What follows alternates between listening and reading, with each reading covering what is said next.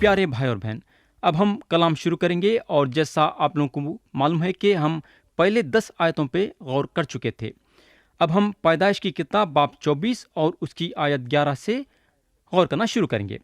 ہم پڑھیں گے آیت 11، لکھا ہوا ہے، اور شام کو جس وقت عورتیں پانی بھرنے آتی ہیں، اس نے اس شہر کے باہر بولی کے پاس اونٹوں کو بٹھایا۔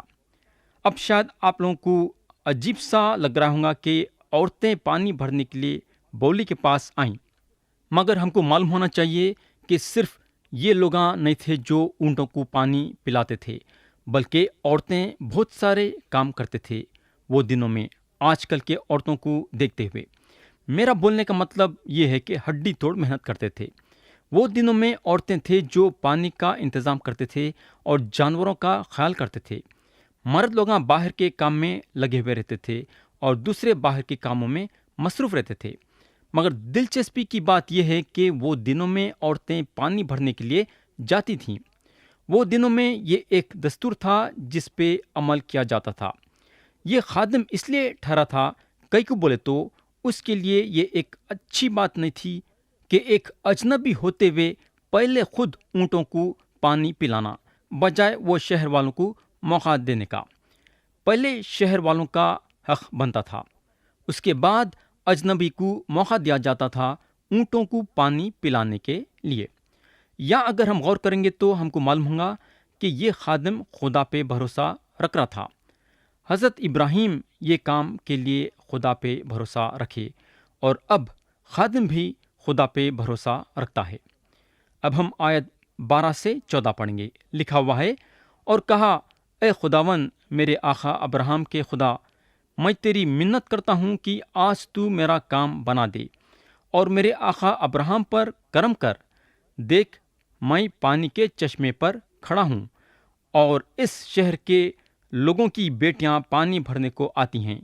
سو ایسا ہو کہ جس لڑکی سے میں کہوں کہ تو ذرا اپنا گھڑا جھکا دے تو میں پانی پی لوں، اور وہ کہے کہ لے پی، اور میں تیرے اونٹوں کو بھی پلا دوں گی، تو وہ وہی ہو جسے تو نے اپنے بندے اسحاق کے لیے ٹھہرایا ہے، اور اسی سے میں سمجھ لوں گا کہ تو نے میرے آقا پر کرم کیا ہے۔ تو پیارے بھائی اور بہن، خادم کی دعا کچھ ایسی ہے۔ خادم خدا سے یہ ظاہر کر رہا ہے کہ شہر کے لوگوں کی بیٹیاں باہر آ رہی ہیں۔ اب میرے کو تو نہیں معلوم ہے کہ کس کو چننا ہے اور کس کو نہیں چننا ہے۔ اب میرے پہ یہ ذمہ داری ہے کہ میں کس کو نہ تو کس کو چنوں۔ دعا کرتا ہوں جس کو میں چنوں گا وہ تیرے طرف سے رہے۔ میرے بھائی، دوسرے لفظوں میں خادم جو ہے لڑکی کا چننے کا فیصلہ خدا پہ چھوڑا۔ میرے دوست، اب آپ کیا سمجھتے کہ انہیں کس کو چننے والا ہے؟ میرے بھائی، خادم ایک آدمی ہے، اور انہیں وہ لڑکی کو چننے والا ہے جو سب سے خوبصورت ہے۔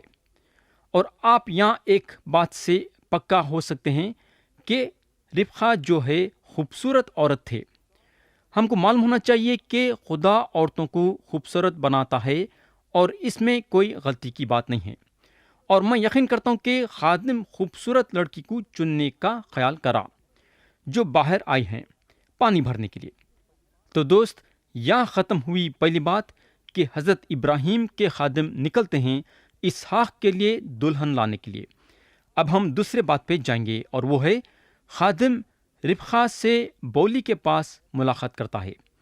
اب ہم آیت 15-16 پڑھیں گے۔ وہ یہ کہہ رہا تھا کہ ربقہ جو ابراہیم کے بھائی نہور کی بیوی ملکا کے بیٹے بیتویل سے پیدا ہوئی تھی، اپنا گھڑا کندھے پر لیے ہوئے نکلی۔ وہ لڑکی نہایت خوبصورت اور کنواری تھی اور مرد سے ناواقف تھی۔ وہ نیچے پانی کے چشمے کے پاس گئی اور اپنا گھڑا بھر کر اوپر آئی۔ تو دوست، یا خدا کا کلام بتاتا ہے کہ ربقہ نہایت خوبصورت تھی۔ ربقہ جسمانی طور سے خوبصورت تھی، مگر ہم کو معلوم ہونا چاہیے کہ خادم وہ خوبصورتی کو دیکھ رہا تھا، یعنی کہ وہ خوبصورتی کو دیکھ رہا تھا جو اندر میں ہے، یعنی کہ ربقہ کے دل کی خوبصورتی کو دیکھ رہا تھا۔ ہمارے زندگی میں اگر ہم غور کریں گے تو ہم کو معلوم ہوگا کہ ہم باہر کے خوبصورتی پہ نظر کرتے اور باہر کے خوبصورتی کو اہمیت دیتے اور اتناچ نہیں بلکہ خوبصورتی کو بڑھانے کے لیے اپنا وقت بگاڑتے ہیں اور ساتھ ساتھ پیسہ بھی خرچہ کرتے ہیں۔ مگر اب سوال یہ پیدا ہوتا ہے کہ ہم اپنے اندرونی خوبصورتی کو کیسا بڑھانا؟ طریقہ یہ ہے کہ صبر پیدا کرنا، ترس پیدا کرنا اور ہمیشہ خوش رہنا۔ اب ہم آیت 17 سے 19 پڑھیں گے۔ تب وہ نوکر اس سے ملنے کو دوڑا اور کہا کہ ذرا اپنے گھڑے سے تھوڑا سا پانی مجھے پلا دے۔ اس نے کہا پیجیے صاحب، اور فوراً گھڑے کو ہاتھ پر اتار اسے پانی پلایا۔ جب اسے پلا چکی تو کہنے لگی کہ میں تیرے اونٹوں کے لیے بھی پانی بھر بھر لاؤں گی جب تک وہ پی نہ چکیں۔ یہاں ایک خاص بات یہ غور کرنے کی ہے کہ ربقا کے بات چیت میں نرمی ہے اور انہوں ایک دلیر عورت ہیں، انہوں خوبصورت ہیں اور ان کے بات چیت میں نرمی ہے۔ آیت 20 میں لکھا ہوا ہے، اور فوراً اپنے گھڑے کو حوض میں خالی کر کے پھر بولی کے طرف پانی بھرنے دوڑی گئی اور اس کے سب اونٹوں کے لیے بھرا۔ میرے دوست، اگر آپ یاد کریں گے تو کلام بتاتا ہے کہ جب خادم حضرت ابراہیم کے پاس سے روانہ ہوا تو ان کے 10 اونٹ لے کے باہر نکلا، اور یہاں اگر ہم غور کریں گے تو ربقا 10 کے 10 اونٹوں کو پانی پلاتے ہیں۔ اونٹوں کو پانی پلانا مذاق کی بات نہیں ہے۔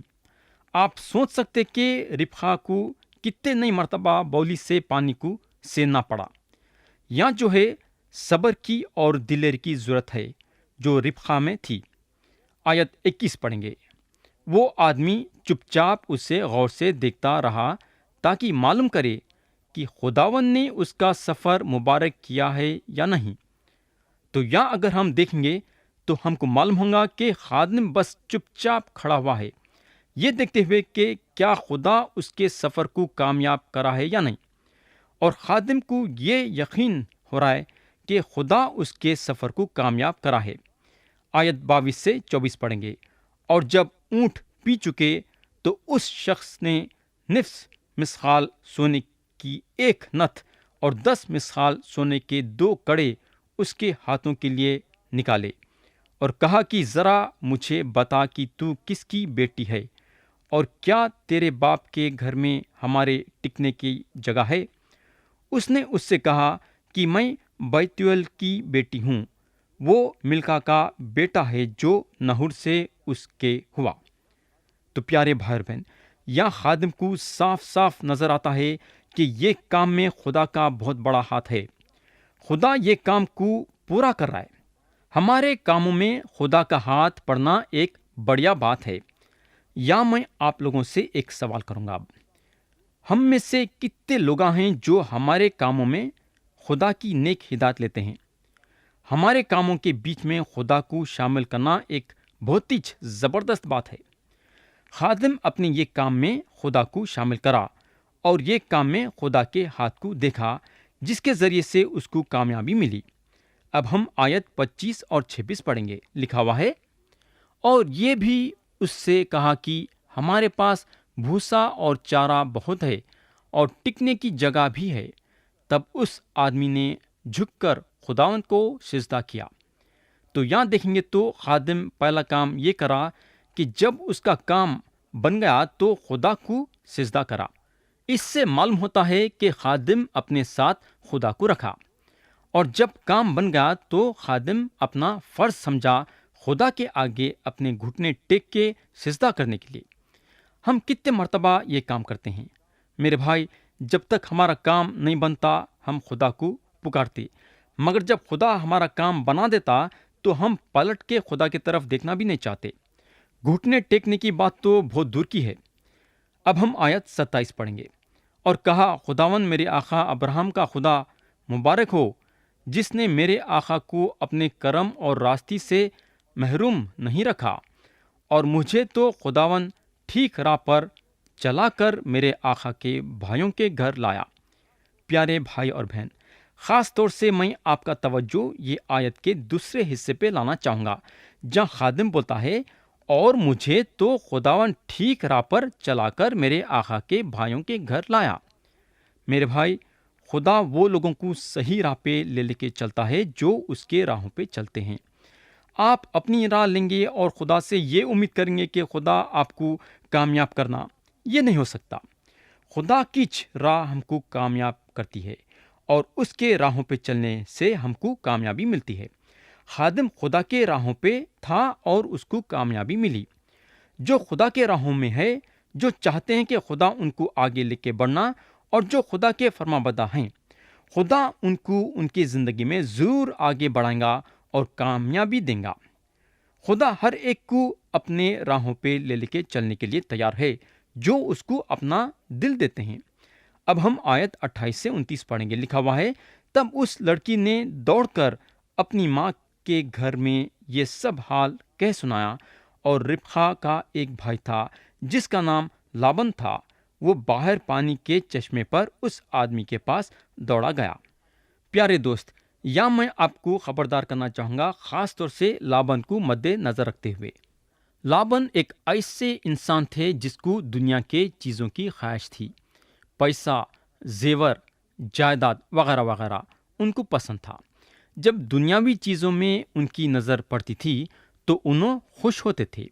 یہ بات کو مد نظر رکھتے ہوئے میں آپ کا توجہ آیت 30 پہ لانا چاہوں گا، جہاں لکھا ہوا ہے، اور یوں ہوا کہ جب اس نے وہ نتھ دیکھی اور وہ کڑے بھی جو اس کی بہن کے ہاتھوں میں تھے، اور اپنی بہن ربقا کا بیان بھی سن لیا کہ اس شخص نے مجھ سے ایسی ایسی باتیں کہیں، تو وہ اس آدمی کے پاس آیا اور دیکھا کہ وہ چشمے کے نزدیک اونٹوں کے پاس کھڑا ہے۔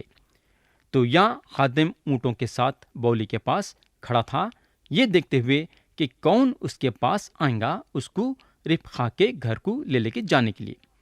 پیارے دوست، میرا یقین کرو کہ جب لابن یہ نت اور کڑوں کو دیکھے تو انہوں جان لیے کہ مہمان بہت ہی دولت مند ہے، اور یہاں انہوں یہ موقع چھوڑنا نہیں چاہتے تھے۔ میرے بھائی، اگر آپ کو شک ہے تو آپ آگے چل کے حضرت یعقوب سے پوچھ سکتے ہیں۔ حضرت یعقوب لابن کے بارے میں جان لیے تھے کہ انہوں لین دین کے معاملے میں چالاکی کرنے والے انسان ہیں۔ جہاں لین دین کا سوال پیدا ہو رہا تھا، انہوں حضرت یعقوب سے بھی بہت زیادہ ہوشیار تھے۔ تو یہاں اگر ہم دیکھیں گے تو لابن باہر نکلے اور بولی کے پاس آتے ہیں خادم کا استقبال کرنے کے لیے۔ تو یہاں ختم ہوئی دوسری بات کہ خادم ربقا سے بولی کے پاس ملاقات کرتا ہے۔ اب ہم تیسرے بات پہ جائیں گے، اور وہ ہے بیتویل کے گھر میں خادم کو بلایا جاتا ہے۔ اب ہم آیت 31 اور 32 پڑھیں گے۔ لکھا ہوا ہے، تب اس نے کہا، اے تو جو خداوند کی طرف سے مبارک ہے، اندر چل، باہر کیوں کھڑا ہے؟ میں نے گھر کو اور اونٹوں کے لیے بھی جگہ کو تیار کر لیا ہے۔ پس وہ آدمی گھر میں آیا اور اس نے اس کے اونٹوں کو کھولا اور اونٹوں کے لیے بھوسا اور چارہ اور اس کے ساتھ کے آدمیوں کے پاؤں دھونے کو پانی دیا۔ پیارے بھائی اور بہن، وہ دنوں میں لوگوں کا جو استقبال کیا جاتا تھا وہ زبردست رہتا تھا۔ گھر میں بلانے والے باہر والوں کے یعنی کہ مہمان کے پاواں دھلاتے تھے اور ان کی خاطر تواضع کرتے تھے۔ اور یہاں اور ایک بات غور کرنے کی یہ ہے کہ خادم اکیلے نہیں تھا بلکہ اس کے ساتھ لوگاں بھی تھے۔ تو یہاں ختم ہوئی تیسری بات کہ بیتویل کے گھر میں خادم کو بلایا جاتا ہے۔ اب ہم چوتھے بات پہ جائیں گے، اور وہ ہے خادم اپنے مقصد کا ذکر کرتا ہے۔ پیارے بھائی اور بہن، یسوع مسیح کا جو رشتہ کلیسیا کے ساتھ ہے اس کو مد نظر رکھتے ہوئے ہم کو یہاں ایک بہت بڑی تصویر ملیں گی۔ نیا عہد نامہ میں بتایا گیا ہے کہ ایک دن کلیسیا یسوع مسیح کی دلہن بنے گی، اور یہ طریقہ ہے جو کلیسیا جیتے جاریے پاک روح کے ذریعے سے، جس کو خدا باپ اور یسوع مسیح یہ دنیا میں بھیجے۔ خدا کی روح حضرت ابراہیم کے خادم کے ویسا دوسروں کے بارے میں بات کرنے کے لیے آئی ہے، تاکہ یسوع مسیح کے چیزوں کو لے کے ہم کو دکھائے۔ جیسا یہ خادم روانہ ہوا حضرت اسحاق کے لیے دلہن لانے کے لیے، اسی طریقے سے خدا کی روح دنیا میں آئی ہے مسیح کے لیے دلہن کو لانے کے لیے۔ پیارے دوست، یا میں آپ کا خاص طور سے توجہ چاہوں گا کہ اس کا کتنا بڑا اثر ہم پہ پڑتا ہے۔ یہ ایک زبردست کہانی ہے اور ایک زبردست واقعہ ہے جس کا خدا کے کلام میں درج کیا گیا ہے۔ آیت 33 میں لکھا ہوا ہے، اور کھانا اس کے آگے رکھا گیا، پر اس نے کہا کہ میں جب تک اپنا مطلب بیان نہ کر لوں نہیں کھاؤں گا۔ اس نے کہا، اچھا کہہ۔ تو یہاں حضرت ابراہیم کا خادم بولتا ہے، جب تک اپنا مطلب بیان نہ کر لوں نہیں کھاؤں گا۔ یہ بھی جو ہے خدا کے روح کی مزاج ہے جو یہ دنیا میں آئی ہے دوسرے کے بارے میں بتانے کے لیے۔ میرے بھائی، جہاں تک خدا کا تعلق ہے یہ ایک بہت بڑا مقصد ہے۔ خدا کا مقصد یہ ہے کہ جتنا ہو سکے بلکہ دنیا کے کونے کونے میں بسے ہوئے انسان کے پاس اس کی خوشخبری پہنچے۔ خدا کی روح دنیا میں ہے یہ خدا کے مقصد کو پورا کرنے کے لیے۔ تو یہاں خادم جب تک نہیں کھانا چاہتا ہے جب تک کہ انہیں اپنا مقصد ان کو نہیں بتا دیں گا۔ اس لیے گھر والے خادم کو بولنے کو لگے، بولو۔ آیت 34 میں لکھا ہوا ہے، تب اس نے کہا کہ میں ابراہم کا نوکر ہوں۔ یا اگر ہم دیکھیں گے تو خادم اپنا نام نہیں بتاتا ہے بلکہ حضرت ابراہیم کا نام بتاتا ہے۔ دوسرے الفاظوں میں ان کا نام یہاں نہیں دیا گیا ہے۔ اسی طریقے سے خداوند یسوع مسیح یوحنا کی انجیل باب 16 اور آیت 13 میں بولتے ہیں، لیکن جب وہ یعنی سچائی کی روح آئے گی تو تم کو تمام سچائی کی راہ دکھائے گی، اس لیے کہ وہ اپنی طرف سے نہ کہے گی لیکن جو کچھ سنے گی وہی کہے گی اور تمہیں آئندہ کی خبریں دیں گی۔ پیارے بھائی اور بہن، یا میں آپ سے ایک سوال کرنا چاہوں گا۔ میرا سوال ہے، پاک روح کا کیا نام ہے؟ پاک روح کا کوئی نام نہیں۔ پاک روح جو ہے اپنے بارے میں بتانے کے لیے دنیا میں نہیں آئی ہے۔ پاک روح دوسرے کے بارے میں بتانے کے لیے آئی ہے اور وہ ہے یسوع مسیح۔ اسی طریقے سے یہاں خادم کا نام نہیں دیا گیا ہے بلکہ صرف اتنا بلایا گیا ہے کہ انہیں حضرت ابراہیم کا خادم ہے۔ آیت 35 میں لکھا ہوا ہے، اور خداوند نے میرے آقا کو بڑی برکت دی ہے اور وہ بہت بڑا آدمی ہو گیا ہے، اور اس نے اسے بھیڑ بکریاں اور گائے بیل اور سونا چاندی اور لونڈیاں اور غلام اور اونٹ اور گدھے بخشے ہیں۔ یہاں جو ہے خادم باپ کے گھر کے بارے میں بتاتا ہے، اور خدا کی روح بھی ہم سے یہ چاہتی ہے کہ ہم آسمانی باپ کے گھر کے بارے میں جانیں۔ خدا کی روح انسان کو گناہ کے بارے میں، راز بازی کے بارے میں اور عدالت کے بارے میں بتاتی ہے۔ یہ تین چیزاں ہیں جو پاک روح دنیا والوں کو بتاتی ہے۔ خدا کی روح دنیا کے گمراہ ہو جانے کے بارے میں بتاتی ہے۔ پاک روح چاہتی ہے کہ ہم یہ بات کو جانیں کہ خدا کی عدالت گنہگاروں پہ ہے۔ آج لوگ گمراہ ہو گئے ہیں۔ کئی کو بولے تو ان لوگاں گنہگار ہیں۔ تھوڑے لوگوں کا یہ خیال ہے کہ لوگاں اس لیے گمراہ ہو گئے ہیں۔ کئی کو بولے تو ان لوگاں یسوع مسیح کو ٹھکرا دیے ہیں۔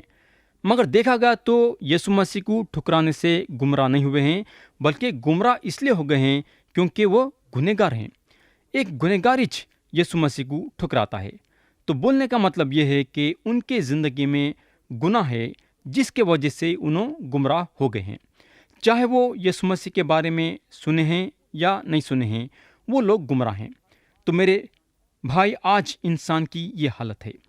پاک روح یہ دنیا میں آئی ہے یہ بتانے کے لیے کہ ایک منجی ہے جو اپنے کندھوں پہ خدا کی عدالت لیا ہے اور اس کے ذریعے سے ہمارے گناہوں کی معافی ہے اور ہمیشہ کی زندگی ہے۔ تو دوست، خدا کی روح جو ہے اپنے بارے میں بتانے کے لیے نہیں آئی ہے بلکہ دوسرے کے بارے میں بتانے کے لیے آئی ہے۔